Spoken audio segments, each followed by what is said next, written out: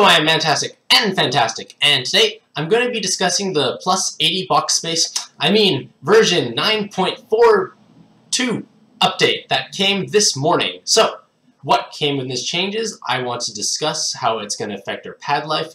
I'm going to be highlighting what I think are the important bits. Always read the patch notes that are linked here in the corresponding article that will be in the description below.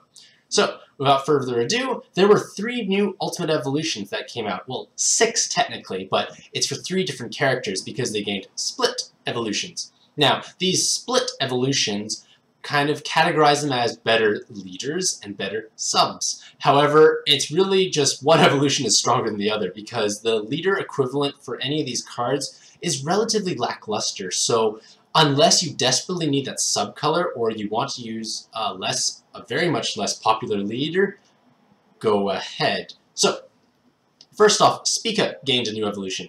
And Speaka, for those who are not quite sure, she's part of the Mechanical God series, and they convert jammers, poisons, and hearts into their respective color, along with a single turn of haste. And Speaka, with her, oops, wrong thing. I was looking at the wrong outdated article. Anywho, so Speaka, with her new evolution, actually gains God Killer and 2 Skill Boost Awakenings. I don't know why I didn't update, so I had to update. I just had to refresh. But there was dual Skill Boost Awakenings and the God Killer, and this makes her actually a very powerful sub. And despite the fact that this is a Heart Cross meta and she actually breaks Heart Orbs, she actually has viability on a Machine Athena team. And Machine Athena is a relatively new dungeon. It's a great co-op farming leader, but you are required to use wood machine cards, and Speaka is one of those. And now with these fantastic awakenings, higher base stats, and powerful active, she is a great card to bring on that team. So Speaka users rejoice. And she's also very pretty. Next is Mitsunari, and maybe I said that wrong, I probably did, but Mitsunari is somewhat forgotten because he's part of the Sengoku, I can't say those names either, he's part of the pantheon of Akachi and Sonata.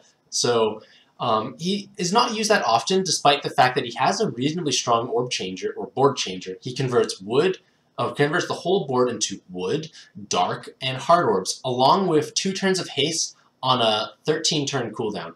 Now, the haste obviously makes his cooldown significantly longer, and that's perhaps his most restrictive aspect, along with more so just because he's kind of relatively newer, maybe people don't have him as much, so they may not be using him, but his active skill is quite powerful on mono wood and mono dark teams, because if you use him as an inherit on mono dark teams, it combos beautifully with Awoken Pandora because she converts all those woods into dark. So you have 2/3 dark, 1/3 hearts. Boom, explosions. Lots of happiness. But like Speaka, his leader skill evolution is not the best because of this active skill clause. Like, you have to use an active skill to deal damage.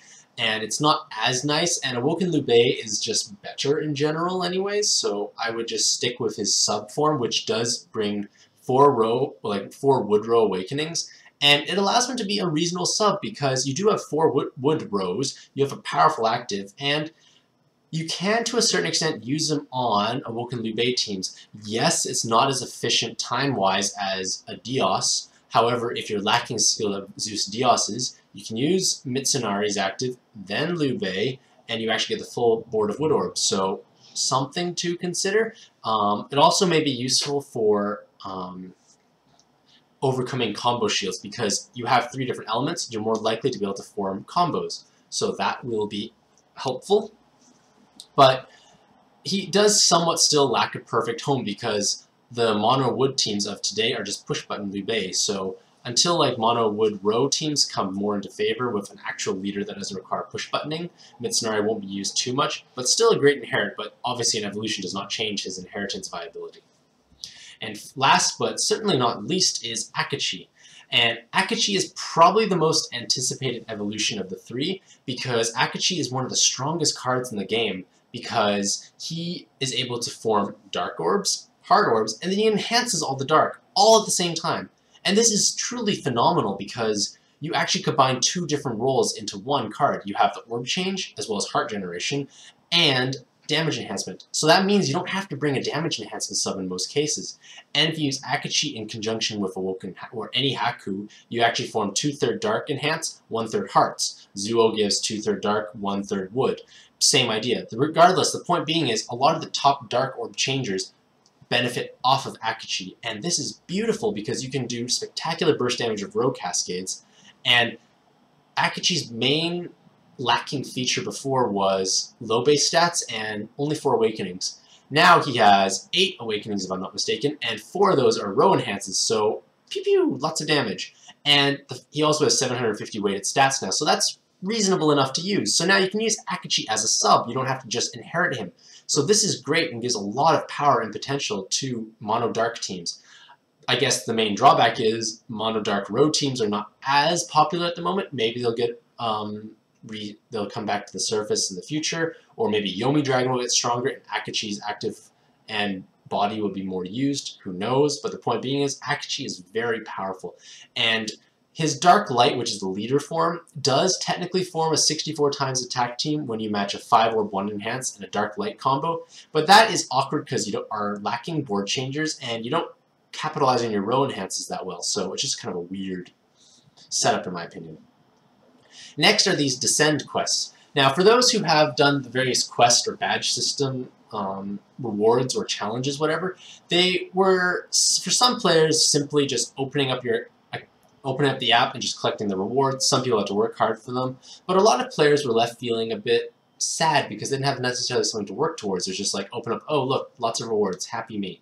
Now, maybe you have something to work towards because maybe you haven't cleared all these special ones like Lynthia, Nordis, Zarog Infinity, so on and so forth.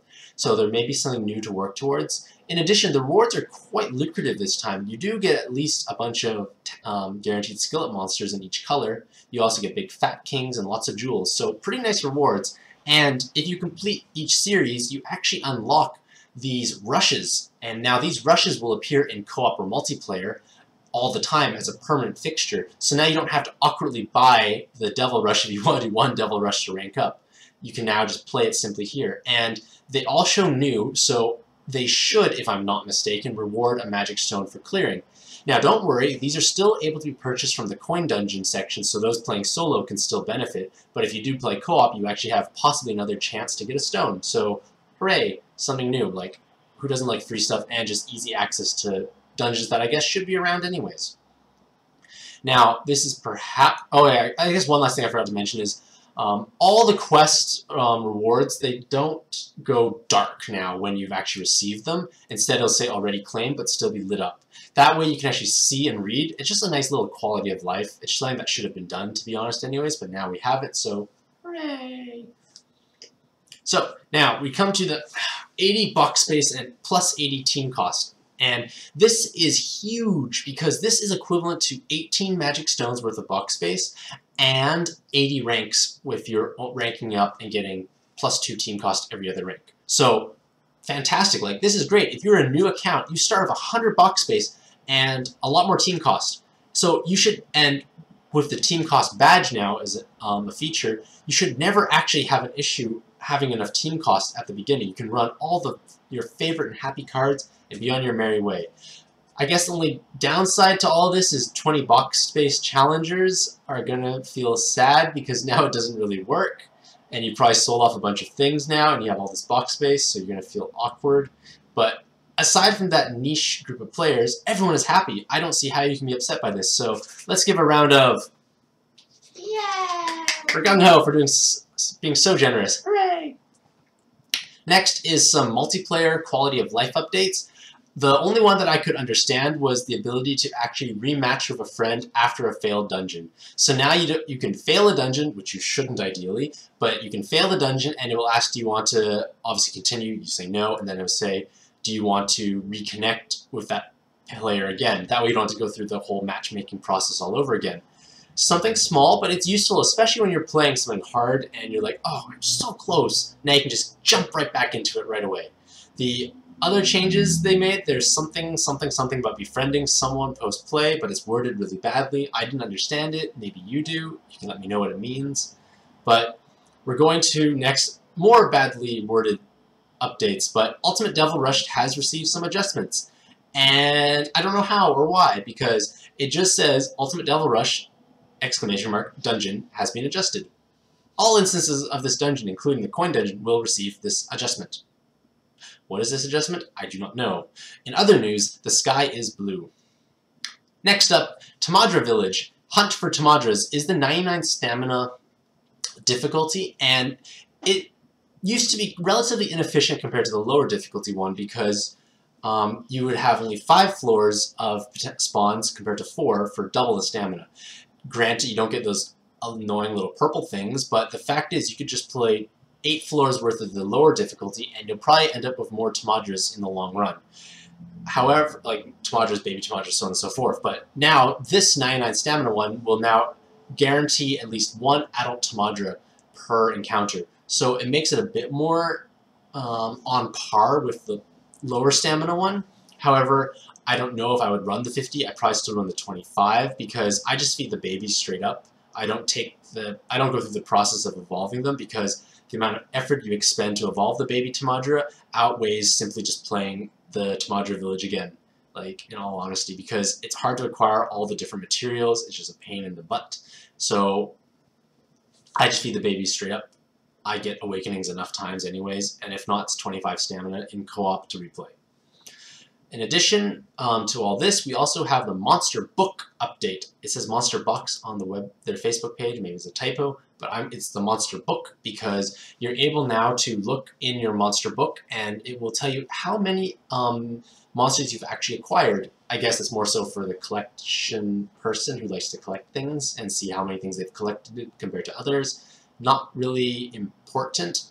Perhaps I think future quests will have you need to unlock more things in your monster book, but I don't think that should really be an issue. But regardless, it's something new, and just a bit of background information how monster book works. If you have ever encountered a monster dungeon, it'll kind of be visible but kind of grayed out at the same time, but you can still see what it was. If you've acquired the monster at some point through an evolution, you could have sold it off or fused it away later, it will show up fully lit, and that is what counts towards the monster book count. Next, we have this mailbox sorting. Now, for players such as myself who like to use their mailbox as a second inventory box, basically, I acquire all the rewards and just let them sit there and redeem them before it expires. This is a great way to hold extra rewards because I probably have at least 100 plus rewards just chilling out in my mailbox. Now, with this feature update, we're able to actually sort our mailbox in a much more intelligent manner to hopefully find what we're looking for. Unfortunately, it doesn't have a search bar where you can type in bad P, but this is at least a step in the right direction because now you can find where all those magic stones are, where all the invites are, where all the PAL points are, so on and so forth. So it's a bit less scrolling. It's a nice quality of life feature, so why not? It's a step in the right direction. Maybe we'll include the search bar at a future date. And last, but certainly not least, is that de-evolutions are no longer highlighted in the evolution window. Because what happened before was monsters would be lit up that qualified for a de-evolution when they had no evolution. And it would confuse players because you'd be seeing like your super fancy monster being able to be de-evolved and be like, or in the evolution screen lit up and you're like, it doesn't have an evolution. Oh, it's going to be de-evolved. That's annoying. Now it won't be lit up. You will still be able to see it there, but it just won't be lit up. And that's important because it's just a nice quality of life. People were just frustrated by it because it created unnecessary hassle and irrelevant information coming in. So, nice quality of life feature, which is kind of, I guess, the theme of this patch. It's lots of nice quality of life features, especially with the monster box space and the team costs. But all these little features do make playing Puzzle & Dragons a little more enjoyable. So, what did you find most important about this update? What are you most excited about? What has made you happiest? What brightened up your wonderful Wednesday the most? So let me know in the comments below. As I always do, I will include this in the YouTube description so you can take a read through. Have a mantastic evening, and happy puzzling!